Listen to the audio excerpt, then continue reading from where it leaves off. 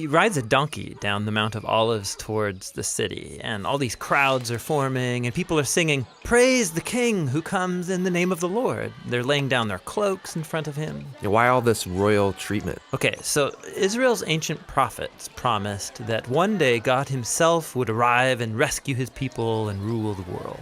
Other times, the prophet spoke about a coming king who would ride into Jerusalem to bring justice and peace. So Jesus is activating all these hopes that he's that king, and everyone's ecstatic. Well, not everybody. The religious leaders, they think Jesus is a threat to their power, and so they're not happy. But even more striking, Jesus himself is distraught. He's actually weeping as he rides. Yeah, why? Well, Jesus can see what is coming. He knows that he won't be accepted as Israel's king, and he knows that Israel will keep going down a destructive path, neglecting the poor, stirring up rebellion against their Roman oppressors, and he knows that it will lead to death. It breaks his heart. And it riles him up. The first thing he does in Jerusalem is march into the temple courts, and he drives out the money changers, disrupting the entire sacrificial system. Yeah, he's staging a prophetic protest, and he stands in the center of the courtyard, shouting out words from Israel's ancient prophets. This is supposed to be a place of worship, but you've made it